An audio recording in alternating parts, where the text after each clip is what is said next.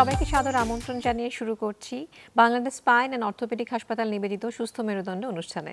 আপনাদের সাথে রয়েছি আমি ডাক্তার মিতুল তানিয়া। দর্শক, আজ আমরা কথা বলবো সায়াটিকা, কোমর ব্যথার অন্যতম প্রধান কারণ। আমাদের সাথে আজ এদেশের একজন স্বনামধন্য অধ্যাপক উপস্থিত রয়েছেন। আমাদের সাথে রয়েছেন অধ্যাপক doctor Mohammad Shah Alam, chief consultant Bangladesh spine and orthopaedic হাসপাতাল। সে সাথে তিনি প্রাক্তন বিভাগীয় প্রধান, অর্থোপেডিক বিভাগ, ঢাকা মেডিকেল কলেজ। স্যার, প্রথমে অনুষ্ঠানের পক্ষ থেকে আন্তরিক শুভেচ্ছা। কেমন আছেন? জি, ভালো আছি। আপনাদেরকেও ধন্যবাদ। স্যার, আপনাকে অনেক ধন্যবাদ। এবং আজকে আমরা এমন একটি বিষয় নিয়ে কথা বলবো, কোমর ব্যথা। কোমর ব্যথায় ভুগে নিয়ে এমন মানুষ তো খুবই আসলে পাওয়া যাবে কিনা দুষ্কর। তো স্যার, জানতে চাইবো আসলে কোমর ব্যথার কি কি কারণ রয়েছে? আপনাকে ধন্যবাদ। কোমর ব্যথা যে কোনো বয়সেই হতে পারে, তবে সাধারণত আমরা প্রাপ্তবয়স্ক লোকজনেরই বেশি কোমর ব্যথা হয়ে থাকে। আরেকটা যেটা হয়, যেটা বয়সজনিত, আপনি যেটা বলছেন যে আসলে 50 বছরের পরে 80 থেকে 90% লোক কখনো না কখনো কোমর ব্যথায় ভুগে থাকেন। তো আমরা যেটা সায়াটিকা বা কোমর ব্যথার অন্যতম কারণ বলে থাকি, সেটা কিন্তু প্রাপ্তবয়স্কদের বেশি হয়, যারা ইয়াং অ্যাডাল্ট, অর্থাৎ যারা মানে কাজের জন্য বেশি ধরেন হলো ব্যস্ত থাকেন, কার্যক্ষম লোকদেরই এই পিএলআইডি হয়ে থাকে। পিএলআইডি আমরা বলি প্রোলাপস লাম্বার ইন্টারভার্টিব্রাল ডিস্ক। সেটা হলো যেমন আমরা যে মেরুদণ্ডের একটা মডেল দেখি, তো এই মডেল ধরেন এই যে একটা ইন্ডিভিজুয়াল যে হাড়, সেটাকে আমরা বলি কশেরুকা। এই কশেরুকা যে ধরে থাকে বা একটার সাথে লেগে থাকে, এক ধরনের নরম স্প্রিংয়ের মতো কাজ করে, যেটা আমরা ইন্টারভার্টিব্রাল ডিস্ক বলি। এই ডিস্কগুলো মূলত একটা হাড় আর একটা হাড়কে ধরে রাখে, এবং এটা আমাদেরকে একটা কুশনের মতো কাজ করে। আমরা সামনে ঝোঁকা, পিছনে সাইডে যাওয়া, এটাকে সে ফ্যাসিলিটেট করে, এবং আমরা হাঁটার টাইমে সে ওজনটাকে সে বহন করে, আমরা বুঝতে পারি না, যে কারণে একটার সাথে একটা ফ্রিকশন হয় না। যদি আমরা সায়াটিকা চিন্তা করি, যেমন এই ডিস্ক যদি বের হয়ে যায় কখনো, এই জেলির মতো একটা জিনিস, প্রাথমিক অবস্থায় শুধু কোমরে ব্যথা হয়, কিন্তু যখন সায়াটিকা হবে পায়ের নার্ভ, তখন এই যে পার্শ্ব দিয়া মেরুদণ্ডের পার্শ্ব দিয়ে ইলেকট্রিক তারের মতো, কেবলের মতো অনেক তার থাকে, যেটাকে আমরা নার্ভ বলি। এই নার্ভগুলো ধরেন এক একটা নার্ভ এক একটা কারণের জন্য দায়িত্বশীল। যেন কেউ বড় নখটা যে আছে পায়ের, সেই নখটার অনুভূতি নেবে, আরেকটা তার হয়তো তার পাটাকে নাড়াবে, একটা তার উপরের দিকে নেবে, একটা তার পেছনে নিচের দিকে নেবে। এরকম বিভিন্ন মানে কি নার্ভ রয়েছে দায়িত্বপ্রাপ্ত। এখন এই যে জেলিগুলো বের হয়ে যখন কোনো নার্ভে চাপ দিবে, এবং সেই নার্ভের মধ্যে চাপ দেওয়ার আগে ব্যথাটা শুধু কোমরে থাকবে, সেটাকে আমরা বলি লাম্বাগো। আর যখন এই নার্ভের মধ্যে চাপ পড়বে, তখন এটা সায়াটিক পেন, অর্থাৎ পিছন দিক দিয়ে অথবা সামনের দিক দিয়ে যখন ব্যথা আসবে, সেটাকে আমরা বলি সায়াটিকা। সাধারণত পিএলআইডির যে ব্যথাগুলো সায়াটিক পেন হয়, পিছন দিক দিয়ে যায়, কোমর থেকে শুরু হয়ে পিছন দিকে যাবে এটাও। এবং ঠিক মেরুদণ্ডের অনেকগুলো ভাগ রয়েছে, যেটা আমরা কোমরের পার্ট যেটা আমরা বলি, যেটা লাম্বার ভার্টিব্রা, এবং এই লাম্বার একদম নিচের যে দুইটা পোর্শন L4 L5 এবং L5 S1 আমরা বলি, এই জায়গা থেকে ডিস্ক সবচেয়ে বেশি বের হয়। এবং এই সায়াটিক পেন বলতে আমরা তখন কিন্তু একটু অ্যাডভান্স পেন, অর্থাৎ প্রাথমিক অবস্থায় ব্যথাটা শুধু কোমরের দিকে থাকে, পরবর্তী সময় যখন পায়ের দিকে যাবে, তখন বুঝতে হবে যে ওই জেলগুলো একটা জায়গায় ফিক্সড নাই, অনেক দূর পর্যন্ত এটা মোবিলাইজ হয়ে পায়ের নার্ভের মধ্যে চাপ দেয়। তো সেই কারণের জন্য এটা সায়াটিক পেন আমরা বলি। অনেক দূর পর্যন্ত ব্যথা চলে যাচ্ছে। স্যারের কাছে এটা অলরেডি আলোচনা হয়েছে, তারপরেও জানতে চাইবো যে আসলে কোমরে ব্যথা কাদের বেশি হয়? কোমরে ব্যথা কাদের বেশি হয়? ধরেন যেটা আমরা প্রথমে বললাম যে ইয়াং এডাল্ট, যারা হঠাৎ করে ধরেন ওজনের কিছু নিতে গেল, এবং সামনে ঝুঁকে যারা কাজ করতে গেল, বা কারো প্রফেশনটা এরকম যে তাকে ওজন ক্যারি করতে হয়, এবং তার প্রফেশনটা এরকম যে তার সামনের দিকে ঝুঁকে কাজ করতে হয়, এদের কিন্তু কোমরে ব্যথা বেশি হয়। আবার একটা আছে যে ব্যথার অনেক কারণ, এটা আমি মেনলি বলছি, যেটা হলো ডিস্ক প্রোলাপসের জন্য। তো আরেকটা আমরা বলে থাকি যে মেকানিক্যাল পেন, অর্থাৎ যারা লং টাইম বসে আছে, একই অবস্থায় চেয়ারে বসে আছে, যারা লং টাইম ডেস্ক ওয়ার্ক করে, টেবিলে যারা অফিসিয়াল জব করেন, তাদের ধর মুভমেন্ট কম কিন্তু একই পজিশনে থাকে। মেরুদণ্ডটা মূলত আসলে আমরা সামনের দিকে তাকালে কিন্তু সোজা, কিন্তু যখন আমরা পাশের দিকে সাইড থেকে দেখি, তখন কিন্তু বাঁকা তেরা। কোমরের দিকে আমরা বলি লর্ডোসিস, মানে লর্ডের মতো থাকবে, ঘাড়ের দিকে আবার লর্ডোসিস থাকবে, অর্থাৎ ওই জায়গায় মেরুদণ্ড একটু সামনের দিকে আপনার হলো লর্ডের মতো থাকে। এই যে পজিশনগুলো মেনটেন করার জন্য বিভিন্ন ডিরেকশনে আমাদের বিভিন্ন মাসেল কাজ করে। এখন মেকানিক্যাল পেন বলতে আমরা বুঝি যে যখন আমরা লং টাইম বসে আছি, যেমন আমি যখন বসে আছি, আমার পিছনের মাসেলগুলো রিল্যাক্স কাজ করতেছে না, কিন্তু কিছু মাসেল আছে যেটা আমাকে সোজা রাখার জন্য সাহায্য করতেছে। এই যে সোজা রাখা একদম সবসময় কিন্তু সোজা থাকে না, আস্তে আস্তে আস্তে আমরা একটু রিল্যাক্স মুডে বিভিন্নভাবে এদিক সেদিক আমরা হেলে বসি, এই যে বসার কারণের জন্য মাসেল এবং যে মেরুদণ্ড যে সোজা বা বাঁকা রাখবে যেখানে, এইটা সমন্বয় হারিয়ে ফেলে তখন দেখা যায় যে মাসেলগুলোও আপনাকে বাঁকা রাখার কথা, যে মাসেলগুলো সোজা রাখার কথা, এর মধ্যে একটা ইনকোঅর্ডিনেশন হয়ে যায়। তখন দেখা যায় যে এক ধরনের যে ব্যথা হয়, ডিস্ক কিন্তু প্রলাপস হয় নাই, সেখানে বলে আমরা মেকানিক্যাল পেইন। এক্সরেতে আপনার নর্মাল, এমআরআইতে নর্মাল। এবং এই ক্ষেত্রে এই পেইনগুলো সাধারণত পায়ের দিকে যায় না, এটা ভালো দিক। সাধারণত কোমরের দিকে ব্যথা, ডিসকমফোর্ট, এই একটু বসে আছে মনে একটু নড়াচড়া করতেছে, একটু ডিসকমফোর্ট, হ্যাঁ, এটা একটা খুব আরামে কমফোর্টেবলি বসে নাই, এগুলো হলো মেকানিক্যাল পেন, যারা লং টাইম বসে থাকে।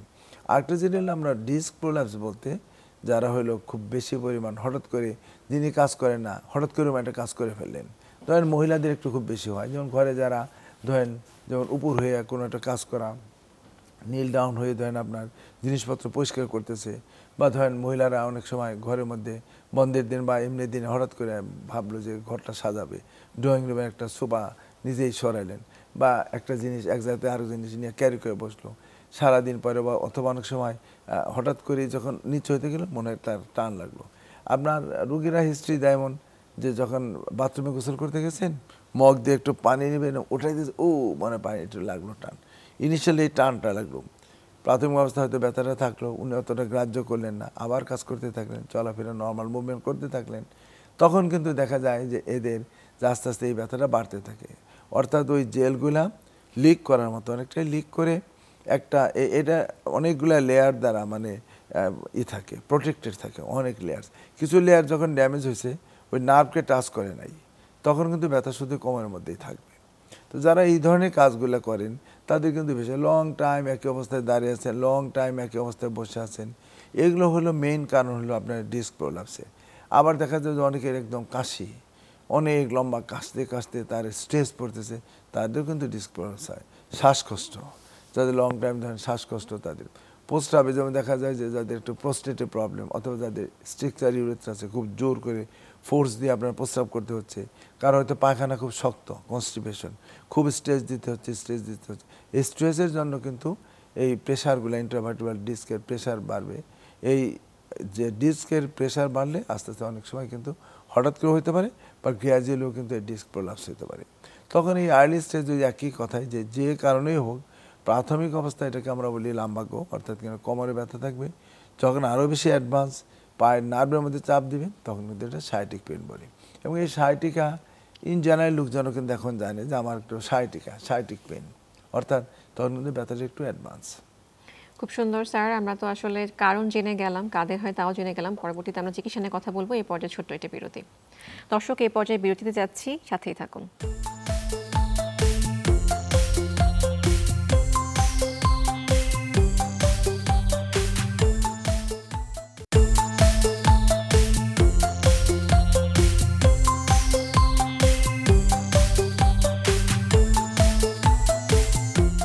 আপনারা দেখছেন বাংলাদেশ স্পাইন অ্যান্ড অর্থোপেডিক হাসপাতাল নিবেদিত সুস্থ মেরুদণ্ড। বিরতির পর ফিরে যাচ্ছি মূল আলোচনায়।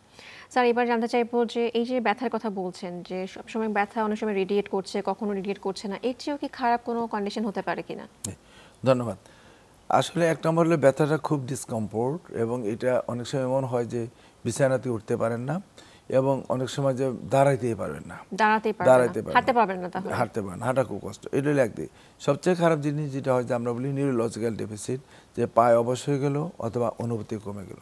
তার চেয়েও ডেঞ্জারাস যেটা পিএলআইডি ক্ষেত্রে হয়, যেটা হলো প্রস্রাব পায়খানা বন্ধ হয়ে যাওয়া, প্যারালাইসিস হয়ে যাওয়া। তো এটাও কিন্তু টার্মিনাল স্টেজে। সাধারণত মানুষের ব্যথার জন্য বেশি কষ্ট পায়, হাঁটতে পারে না এটা। কিন্তু যখন প্রস্রাব পায়খানায় কন্ট্রোল হারিয়ে ফেলে এবং পায়খানা রাস্তার চতুর্দিকে আপনার হইলো নামনেস আমরা বলি, তখন কিন্তু টোটালি চিকিৎসা পদ্ধতিটাই আলাদা হয়ে যায়, কারণ এটা খুব ডেঞ্জারাস, এবং এটা হলো তখন খুব দ্রুত গতিতে সার্জারি করতে হয়। স্যার, কি ধরনের চিকিৎসা আপনারা করেন, কিংবা কি ধরনের সার্জারি ভালো, করেন? খুব সুন্দর প্রশ্ন। আমাদের কিন্তু পিএলআইডির ম্যাক্সিমাম প্রায় 80-85 ক্ষেত্র বিশেষ 90% কিন্তু নন সার্জিক্যাল, কোনো অপারেশন লাগে না। এটা একটা বড় দিক। ধরেন আমাদের রুগী আসতে পারে, আমরা ডায়াগনোসিস রুগী দেখে এক্স-রে, এমআরআই খুব গোল্ড স্ট্যান্ডার্ড, ডায়াগনোসিস হয়ে গেল। বেশিরভাগ ক্ষেত্রে হলো নন সার্জিক্যাল ট্রিটমেন্ট। কিছু কিছু ক্ষেত্রে যখন কোনোভাবে ভালো হচ্ছে না, ওই যে বললাম প্রস্রাব পায়খানার প্রবলেম, অবশ হয়ে যাচ্ছে, শক্তি কমে যাচ্ছে, তখন কিন্তু আপনার ইন্ডিকেশন ফর সার্জারি। সার্জারিরও সুন্দর আছে, মানুষ কিন্তু খুব ভয় পায়, মেরুদণ্ডে একবার মানে অপারেশন করলে আর দাঁড়াইতে পারবে না, এরকম ভীতি ছিল। এখন কিন্তু ভীতি কমে গেছে, বিকজ ইউটিউবে আমরা অনেক কিছুই দেখতে পাই, দেশ বিদেশে ডাক্তাররা করতেছে, আমরাও করতেছি। স্যার আমরা দেখি না কেটে সার্জারি, তো না এটা কি কেটে, সম্ভব জি। কিনা? হ্যাঁ, যেমন আমাদের সেন্টারে আমরা কিন্তু একসময় অনেক কাটাকাটি হতো, এখন ধরেন 25 বছর আগের কথা বলছি, এখন আমরা ছোট্ট একটা ছিদ্র করে মাইক্রোস্কোপ দেন এন্ডোস্কোপ দিয়ে আমরা সার্জারি করতেছি। সো এখন কিন্তু কাটাকাটি খুবই কম। এইটা হলো রুগীদের অনেক বেশি সুবিধা। আমরা আজকে অপারেশন করলাম, কালকে থাকলেও পরশু দিন ছুটি, মাত্র হলো 2 দিনের মানে মানে মামলা। তো এই 2 দিনের জন্য রুগীরা তখন খুশি হয়। আগে ধরেন অপারেশন করে 10-12 দিন সেলাই টেলাই কেটে যাও, এখন কিন্তু সেলাই কাটতে হয় না, কারণ ছোট্ট ছিদ্র করে আপনার বের করে ফেলা যায়। আর কিছু ক্ষেত্রে আছে যে যখন অনেক বেশি আপনার হাড়গুলো ডিসপ্লেসড হয়ে গেছে, তখন কিন্তু আবার নতুন পদ্ধতিতে না কেটে হাড়গুলোকে আবার কাছে নিচে আমরা ফিক্সড করে দিই, ওগুলো কিন্তু না কেটেই করা যায়। সো চিকিৎসা পদ্ধতি যদি আপনারা চিন্তা করেন, মাইক্রোস্কোপ তো ছোটো জিনিসকে বড় দেখার সুযোগ, আমাদের সেন্টারে কিন্তু এটা হয়। বাংলাদেশের অনেক জায়গায় কিন্তু কি সরকারি হসপিটালেও কিন্তু চেষ্টা চলছে এগুলোকে সুন্দর রাখার, কারণ মানুষের মেরুদণ্ডের অপারেশন একটা ভীতি থাকে, ওই অনেক ভয় ভীতিটাকে আমাদের করার জন্য মানে স্যার আমরা সবসময় অপারেশনটাকে আসলে অ্যাভয়েড করতে চাই। তো স্যার আপনি বলছিলেন যে অনেক সময় এমন হয় যে হাঁটতে পারছে না, বিছানায় পড়ে গেছেন, তো সেই ক্ষেত্রে অপারেশন করলে কি রিকভার করা সম্ভব কিনা? হ্যাঁ, আমরা ইচ্ছা করলে আমরা একটা উদাহরণস্বরূপ দেখতে পারি। যেমন এই পেশেন্টটা যদি দেখেন আপনি, প্রি অপারেটিভ ভিডিওটা যদি আমরা স্টার্ট করি, ভিডিওটা একটু দেখি আমরা, যে দেখেন উনি কিন্তু বিছানা থেকে উঠতে পারতেছেন না, এবং খুব কষ্ট করে দেখেন উঠতেছেন, দেখেন অনেক কষ্ট, তার ফেসিয়াল এক্সপ্রেশন, বডি দেখেন যে অনেক নিজে নিজে ওঠাটা কষ্ট। যেমন এটাকে দেখেন আমরা কিন্তু সার্জারি করলাম, সার্জারি করার পরে একদম একদম পরের দিনই হাঁটতেছেন। তো এইটা হলো বড় দিক, যে একটা রুগী যে তার নিজের যে কষ্ট, যে নিজে চলতে পারে না, দাঁড়াইতে পারে না, টয়লেটে যেতে পারে না, সেই রোগীগুলো এলে কিন্তু আমরা ছোট্ট ছিদ্র করে, আমাদের কিন্তু 2 লেভেলের ছিল।